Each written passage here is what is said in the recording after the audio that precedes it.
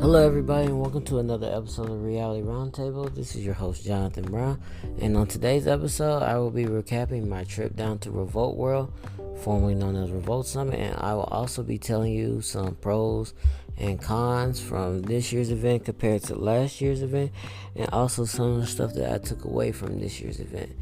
Now, first, I want to start off with some of the pros from this year's event.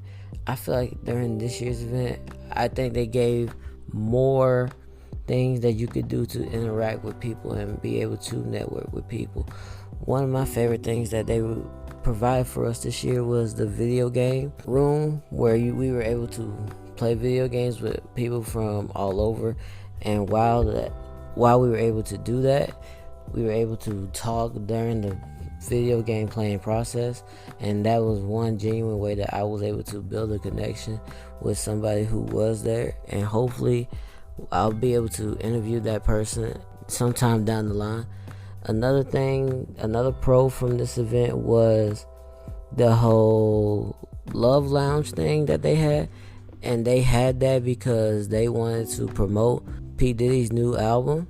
So they created a whole lounge, which was really just a space where you could just go in, sit on like nice leather couches, and it was really just a nice area, real smooth, like real good vibes, and you could just literally just sit there and just listen to the album while also networking with people who was in there for the same purpose, but it didn't have the distractions of having all the panels and everything that was going on outside. So that was another thing that I like that you were able to take away. Another thing that I like from the event this year was the interactive spaces that Revolt did provide for us to be able to show more of our creative side. And one thing that they allowed people to do, I didn't take advantage of it, was they allowed people to create their own logo and also put their own logo on a shirt. So basically, they were just pretty much giving people a chance to market themselves basically for free. Well, I mean, you did have to pay for a ticket to get in there unless you were able to finesse one. But you were able to, they gave you a chance to market yourself while also wearing it on the shirt. So it made things just a little bit easier. I will say that the con from this event compared to last year's event was the location. I feel like it wasn't as accessible as last year's location. I also felt like the whole parking situation wasn't as good this year as it was last year. Last year, I feel like they had more clear instructions when it came to parking, and that parking was a little bit easier.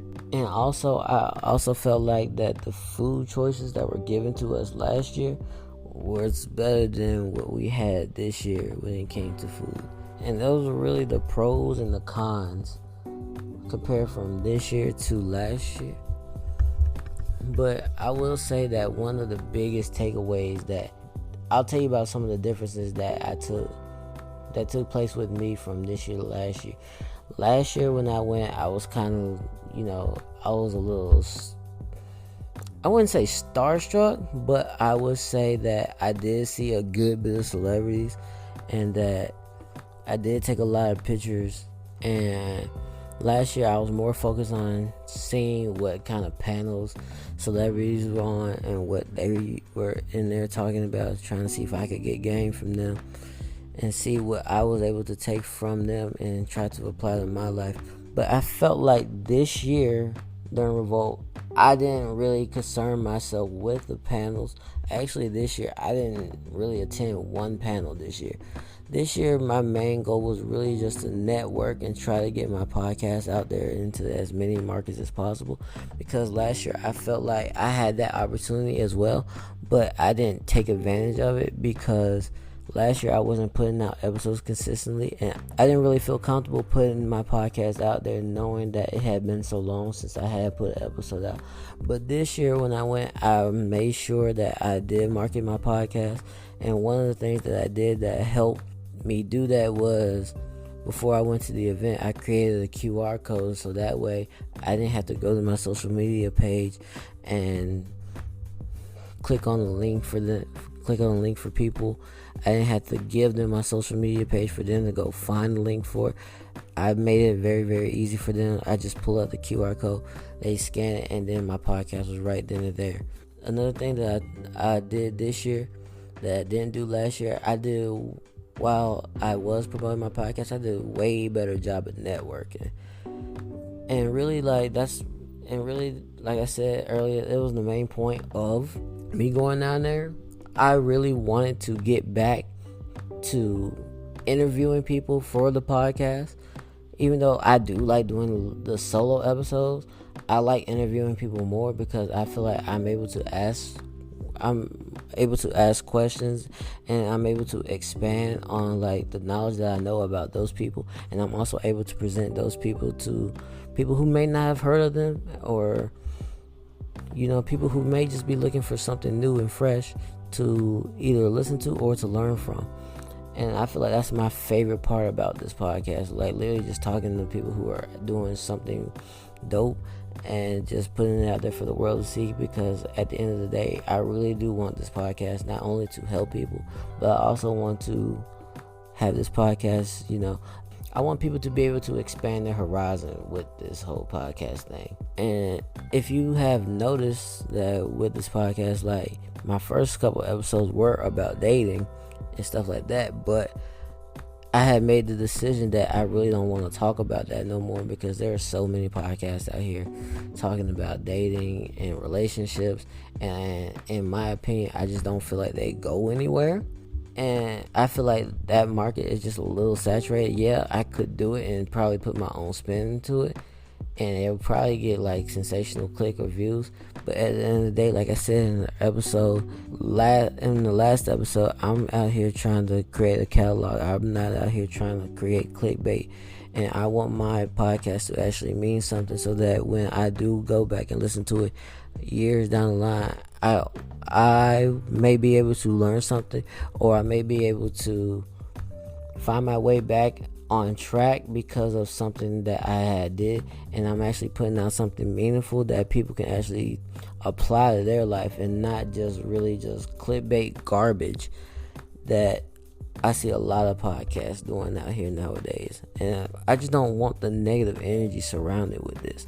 I want you to not only learn something, but I also want you to feel pride in yourself. I also want you to feel like you learned something when you do listen to this.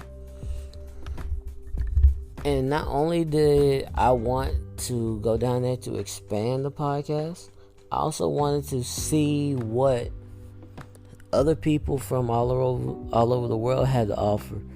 And literally, like, just talking to other artists and other creative people, who are out there doing marketing. They got their own clothing line, they're executives. Really just being able to pick their brain and just take what they said to me and be able to apply it to my own life. I feel like that was probably one of the coolest things that I was able to do this year that I really didn't do last year. Don't get me wrong, like I did talk to people last year, but I just didn't network the way that I needed to. Another cool thing from this year's event was that I did see some people who I saw last year, and the fact that we all remembered each other, that was one of the coolest things that I was able to take away from this event. And also, it was really just a full circle moment that I was able to see, because I was able to witness some growth. I was able to witness their growth from last year to this year. And I'll give you one example of that. This is one artist. Her name is Too Dope for Rehab. When I did meet her last year, she told me she was an artist, but she didn't have any music out. But now this year, she does have a song out. It's called Old School Jam. I think everybody should go listen to it. It's actually a good vibe that if you really just want to sit down, just chill, relax, and just listen to something positive. And you can actually expect more music from her coming up next year. And also, I was able to meet up with one of my guys he's also from South Carolina. His name is Jay the CEO. And he was out there just making a bunch of content. And that was something he didn't do last year as well. So I feel like the main thing with the both of us is that me and him, we were able to just put ourselves out there more this year than we did last year, and we just felt like we didn't want this opportunity to slip this year like we did last year. And I can't wait for him to put out the public interview that we did. Hopefully you're able to get something from it. I just want to know, I was just wondering what clips he is going to put out. But I had fun doing it. I did a few interviews while I was there. And that was another thing, like just not being afraid to talk to people this year, like really just putting myself out there. Like I just had all the confidence in the world out there.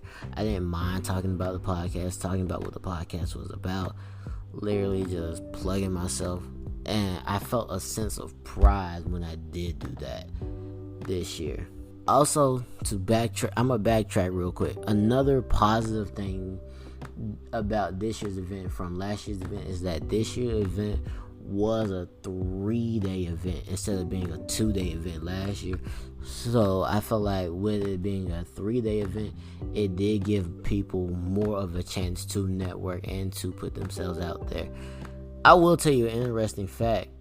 I was able to meet P. Diddy.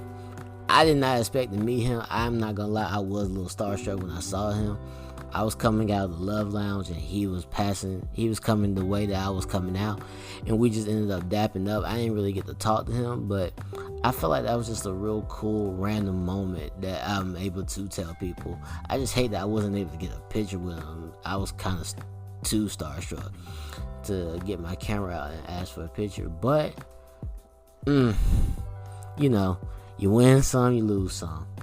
But at the end of the day, I just feel like the fact that I did go out there and did put myself out there, and that I did make the connections that I really wanted to. I probably made connections with probably over 20 people, and that's something that I'm proud of myself about. And it also goes along with something that I had talked about in one of my previous episodes, where I talked about you gotta take a chance on yourself. You really gotta put yourself out there, because when you do that, you don't know what could come of it. And at the end of the day, for the most part, when you do take chances like that, you have really more to gain than you have to lose. There's really more pros than there are cons. So really, I did this because I didn't want to hold myself back like I did last year.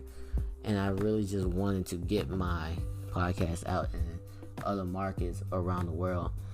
And I feel like I really did accomplish that. So the fact that I was able to do that, it did give me a sense of pride. And hopefully, the fact that I did do that, hopefully it'll be able to inspire more people to take chances on themselves and, just go out there and do what they really want to do, so that they can get to where they want to in life. And also, I felt like this year for Revolt, the event was a little more organized, especially with the scheduling. I know that last year when they did put the schedule out, like the times were like really all over the place, and it was kind of hard to read the scheduling to see what kind of panels you wanted to go to. And I also felt like that this year when they did do the scheduling, they made the schedule in chronological order. So when you wanted to go see something, you were able to just go from place to place and not have to miss a beat, and you knew exactly where you were going. So that's another pro that I felt from this year that was actually a con from last year, and I appreciated that. I also think that the location, but really at the end of the day, all in all, I just appreciate Revolt for giving creatives the opportunity to go out there and just network and just get our work out there to more people. I saw people out there who were musicians. They had this thing called Shoot Your Shot, where they were able to display their talents, and for a chance to possibly win $10,000 and to also get help from the Revolt team and getting their music out, which I think was actually really cool. And so shout out to the people who did participate in that. And just events like this, it really does inspire me to really just keep going on the journey that I'm on.